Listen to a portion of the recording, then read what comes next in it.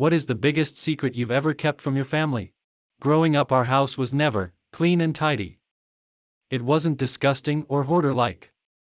We cleaned and vacuumed, but we also had a lot of shit just stacked in corners and on shelves that after a while, that was where those things belonged. Because of this, we really didn't use the dining room as a dining room. The table was pushed up against the wall and was used as quasi-work desk/storage area. One day when I was like 10 or so, I was sitting at one of the chairs while on the phone with my mom. She had a habit of droning on and on and on. When I am bored, I fidget. I grabbed one of her lighters that was just laying around and I was lighting little bits of paper towel on fire. Nothing big, just enough to see the flame go, immediately consume the whole thing and then go out and fall into her ashtray. Then I grabbed a full paper towel and lit it. The thing burned around so fast that it startled me and I dropped it on the carpet, where it very quickly burned/melted the cheap carpet on the floor in a very noticeable spot. I start freaking out and look over and there was a box of cleaning solution. I grabbed some bleach hoping that it would bleach out the black burned mess and I could pass it off as I accidentally spilled it. Yeah, it just turned to beige carpet, a shade or orange with little burned carpet fibers. I opened every window I could and moved the box of cleaning supplies over the spot. Keep in mind I am doing all of this while still on the phone with my mom. I braced for the next week or so for someone to find it and eventually come to the conclusion that it was me. No one came across it for months, and when they did it was all just assumed that one of the chemicals leaked out and did it. This was a long time ago, but I pretended to graduate from college after 4 years of my family paying for it. The last semester of my senior year I was told that because of an incomplete my sophomore year I wouldn't be graduating. When I promised to retake that class over the summer, they allowed me to march with my classmates in a cap and gown. Instead of telling my family the truth, I just went ahead with it. The whole family came, big party, etc. Of course I did not take the class that summer. That hung over my head for 20+ years, and after getting sober I completed my degree by working with the college and taking a local class. A secret from my grandparents who I adored. They were actually my great aunt and uncle, having raised my mother from the age of 2. Her mother had passed away and her father was an alcoholic, who ended up enlisting and going to war during World War II. I had a habit of looking through my parents' wedding album when I was very young. I loved the dresses, etc. At the back of the book was their marriage license, and I saw when I was about 11 that my mother's last name was not the same as my grandparents' last name.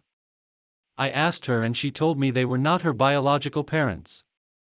I never told them I knew because I didn't want them to feel less than my grandparents, which they absolutely were. By this time my biological grandfather had passed. They were always Nana and Grandpa to me and they were amazing grandparents. My suicide note was written on the wall of my closet for 4 years while I lived in that house. It said what you could find my body, why I chose to do what I did, and explained a rough last will and testament.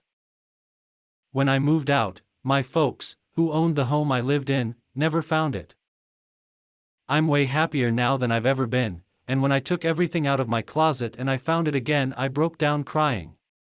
I grabbed some matching paint, painted over it, and was able to finally reconcile with the pain that I had felt for the past 8 years. To this day they don't know. My 14-year-old godson is actually my biological child. About 16 years ago, I disappeared in the middle of the night to start a new life away from my toxic family and went no contact with them for 3 years. I ended up getting pregnant from a one-night stand. I was homeless at the time, so keeping my son was not an option. My ex-best friend and her husband had been struggling to start a family of their own, so they offered to adopt my child. Plot twist: my husband and I currently have custody of my child and his 4 siblings. Their parents are in jail for domestic violence and child neglect. Edit: holy bananas. I did not expect this to blow up. I want to clarity a few things. My son does not know I am his biological mother, but we plan to tell him soon. My husband and I plan to petition to adopt him and his siblings. Our lawyer warned us that his parentage would come up during the process. I want my son to hear it from me. He is currently battling PTSD due to the incident that brought the kids into our care. We are working with his therapist to find the best way to tell him the truth without causing him more trauma. His mental health is our top priority. My ex-friend has endometriosis, which affects fertility. Pregnancy can put endometriosis into remission for some women. She was one of the lucky ones.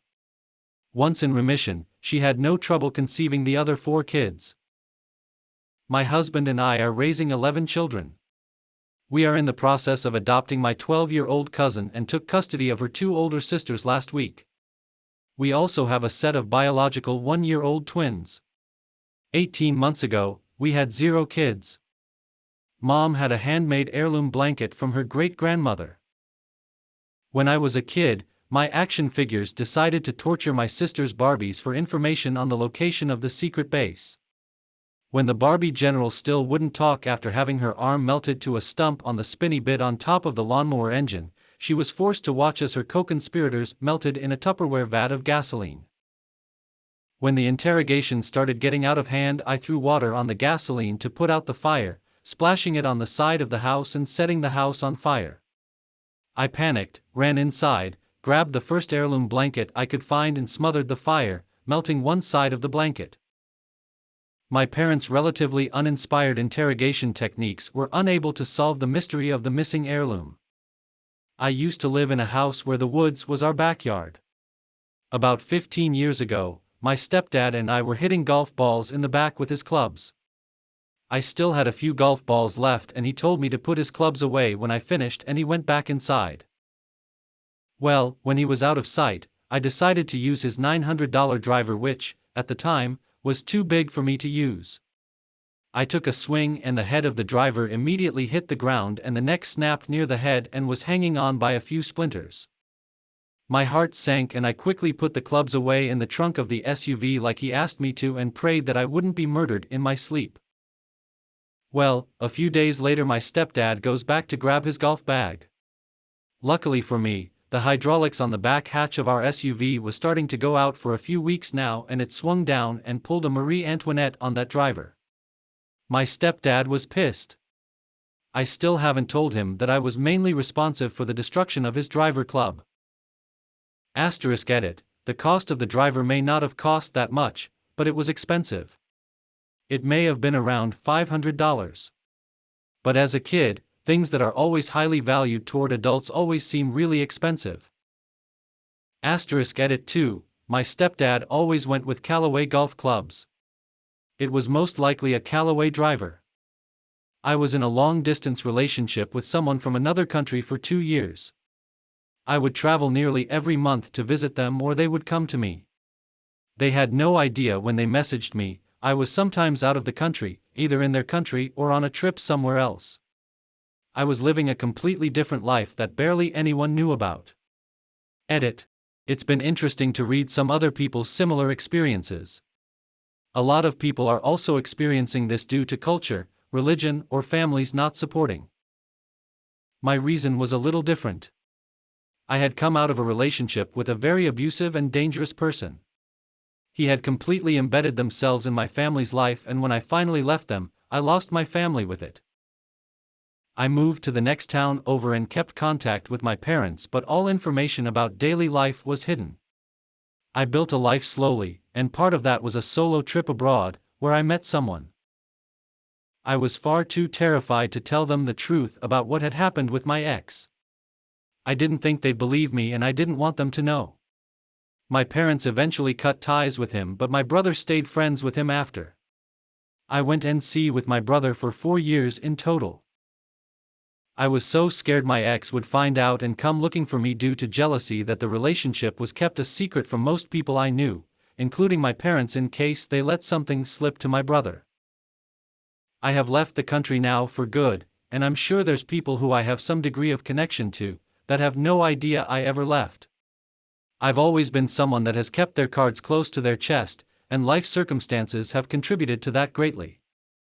My family thinks I'm still studying. I haven't told them that I've basically dropped out because of my sleep problems. Right now I do nothing but write, do comedy, paint and drink beer.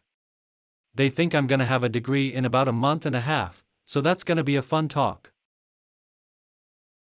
Thanks for watching. Please consider subscribing for more similar content in the future.